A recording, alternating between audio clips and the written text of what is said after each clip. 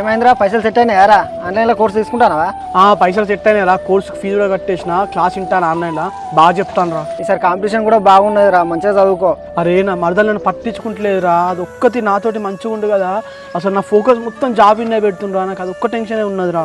మీ అమ్మాయి చెప్పింది, మీ మామ కూడా చెప్పింది కదరా, ఇక జాబ్ వచ్చినాక మీ మరదలు నీకు ఇచ్చి పెళ్లి అవుతా అని. మరి ఇంకేం ఆలోచిస్తానవరా? నాకు నా మరదలకు ఇష్టం ఉండి ఇద్దరం పెళ్లి చేసుకుంటే హ్యాపీగా ఉంటాం రా.